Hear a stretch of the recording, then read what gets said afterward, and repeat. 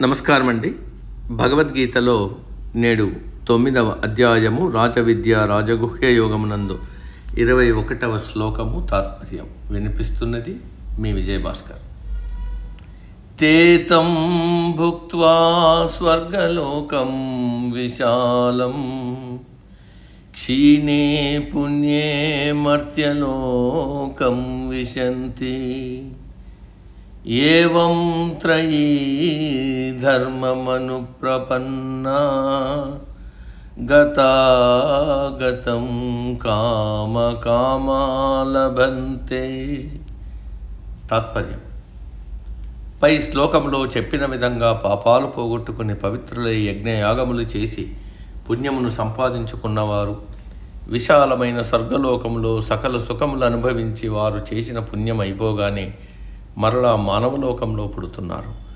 ఈ ప్రకారంగా వేదములలో చెప్పబడిన యజ్ఞయాగములు మొదలగు కర్మకాండలు కేవలం పూర్తిగా ప్రతిఫలాపేక్షతో తమ తమ కోరికలు తీరడం కోసమే చేసిన వారు, కామభోగముల యందే ఆసక్తి కలవారు, వాటిని అనుభవించాలని కోరిక కలవారు ఈ ప్రకారంగా పుట్టడం, పుణ్యం సంపాదించడం, స్వర్గలోకానికి వెళ్ళడం, తాను చేసిన పుణ్యానికి సరిపడా స్వర్గ సుఖాలు అనుభవించడం, పుణ్యం అయిపోగానే మరలా మానవలోకంలో పుట్టడం, ఇలాగా జనన మరణ చక్రంలో తిరుగుతూ ఉంటారు.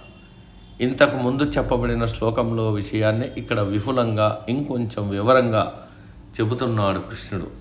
సకామ కర్మలు కేవలం స్వర్గ సుఖాల కోసమే. వేదములలో చెప్పబడిన యజ్ఞయాగాదులు చేసిన వారు చేసిన యజ్ఞయాగములను సరిపడా పుణ్యము సంపాదించి స్వర్గమునకు వెళ్తారు. అక్కడ స్వర్గ సుఖములు అనుభవిస్తారు. వారి పుణ్యం అయిపోగానే తిరిగి మర్త్యలోకమునకు తిరిగి వస్తారు. ఈ ప్రకారంగా సకామ కర్మలు చేసేవారు స్వర్గమునకు, భూలోకమునకు రాకపోకలు సాగిస్తుంటారు. గతాగతం అంటే వస్తూ పోతూ ఉంటారు. 6 నెలలు భూలోక స్వర్గమైన అమెరికాలో సకల సుఖాలు అనుభవించి చేతిలో డబ్బు, వీసా పరిమితి అయిపోగానే తిరిగి భారతదేశానికి వచ్చినట్టు స్వర్గానికి, భూమికి రాకపోకలు సాగిస్తుంటారు.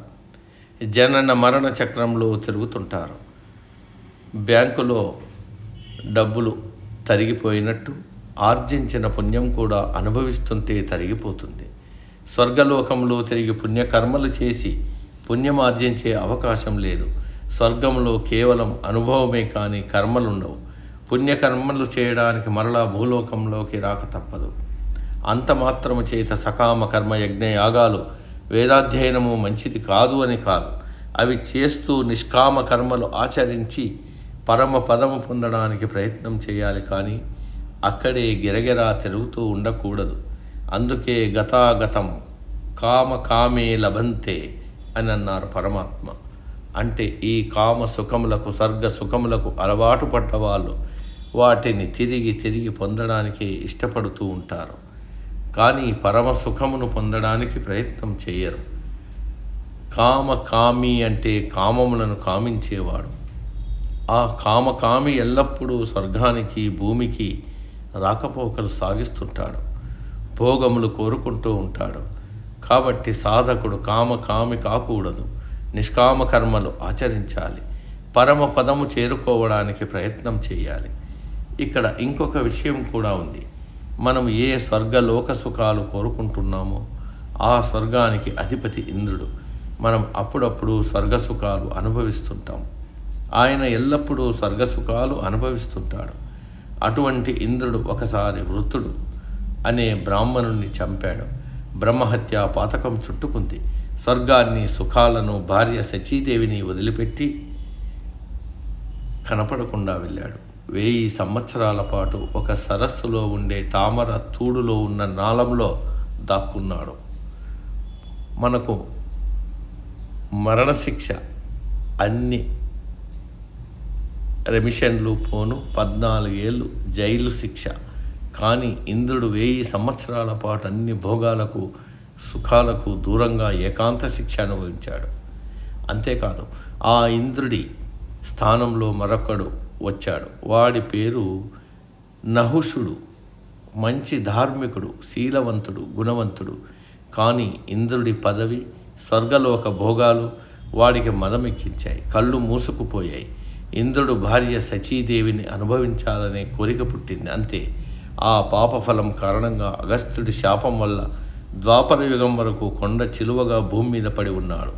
కాబట్టి ఎంతటి వారికైనా స్వర్గలోకం శాశ్వతం కాదు, మరలా భూమి మీదకి రావాల్సిందే. ఇంకా మన సంగతికి వస్తే, మంచి శ్రీమంతుల ఇండ్లలో పుట్టిన వాళ్ళు స్వర్గలోకముతో సమానమైన సుఖాలు, కోరుకున్న సుఖాలు అనుభవిస్తారు అని చెప్పుకున్నాం కదా. అవి ఎటువంటివి? ఎండ తగలకుండా నిరంతరం ఏసీ రూములు, ఖరీదైన ఏసీ కార్లు, సూటు బూటు, నిరంతరం మద్యపానం, ధూమపానం, షుగరు, బీపీ, ఒబిసిటీ, వీటి వల్ల ఆరోగ్యం సర్వనాశనం, డాక్టర్ల చుట్టూ తిరగడం, అన్నీ ఉన్నా ఏమీ తినలేకపోవడం, స్వర్గం నుండి జారిపడటం అంటే ఇదే. మరికొందరు తమకు సంపదలు ఉన్నాయి కదా అని ఇష్టం వచ్చిన వ్యాపారాలు చేసి నష్టపోయి ఐపీ పెట్టి వీధిన పడేవాళ్ళు ఉన్నారు. వీళ్ళనే బతికి చెడ్డవాళ్ళని అంటూ ఉంటారు. చలనచిత్ర రంగంలో ఒకనాడు రాజభోగాలు అనుభవించిన వారు అవసాన దశలో దిక్కులేని చావు చచ్చిన వాళ్ళ గురించి మనం విన్నాం. వీరంతా స్వర్గం, నరకం ఈ లోకంలోనే అనుభవిస్తూ ఉంటారు. యజ్ఞ యాగాలు చేసి పుణ్యం సంపాదించి స్వర్గలోకానికి వెళ్ళి అక్కడ స్వర్గంలో సకల భోగాలు అనుభవించి ఆర్జించిన పుణ్యం అయిపోగానే స్వర్గలోకం నుండి గెంటబడి మరలా మానవలోకంలోకి వచ్చి మరలా స్వర్గ సుఖాల మీద మోజుతో యజ్ఞయాగాలు చేసి పుణ్యాలు సంపాదించి తిరిగి స్వర్గ సుఖాల కోసం పాకులాడుతూ ఉంటారు. కానీ శాశ్వత సుఖాన్ని కలిగించే పరమపదాన్ని కోరుకోరు. ఆ శాశ్వత సుఖం కావాలని కోరుకునే వారికి ఒక అభయం ఇస్తున్నాడు కృష్ణుడు. స్వర్గలోకం, విశాలమనే పదాలకు సరదాగా ఈ విధంగా అర్థం ఊహించుకోవచ్చు. బాగా ధనము, సంపదలో ఉన్న వారికి 100 బెడ్రూమ్లు ఉన్న స్వర్గంతో సమానమైన భవనం ఉంటుంది. చుట్టూ గార్డెన్, స్విమ్మింగ్ పూల్, బంగారు సింహాసనం మీద కూర్చుని బంగారు పళ్ళెంలో భోజనాలన్నీ ఉంటాయి. ఆహా, స్వర్గం ఇదే కదా అని మన ఇష్టం వచ్చినట్టు ప్రవర్తిస్తే ఆ స్వర్గం కాస్త నరకంగా మారి విశాలమైన భవనాల్లో నుండి ఇరుగ్గా ఉన్న జైలు గదుల్లోకి మారాల్సి వస్తుంది. బంగారు పళ్ళెలకు బదులు సత్తు పళ్ళెంలో భోజనం చేయాల్సి వస్తుంది. ఇది మనం వింటున్నాం కదా. ఇది కేవలం ఉదాహరణ మాత్రమే, మరోలా భావించకండి. సరిగ్గా అర్థం చేసుకుంటే భగవద్గీత ఈనాటికే కాదు, ఏ నాటికి కూడా పనికి వచ్చే మహత్తర గ్రంథం. నేటికి సమాప్తం. తదుపరి శ్లోకం రేపటి రోజు. సర్వే జన సుఖినో భవంతు. అందరూ బాగుండాలి, అందులో మనం ఉండాలి.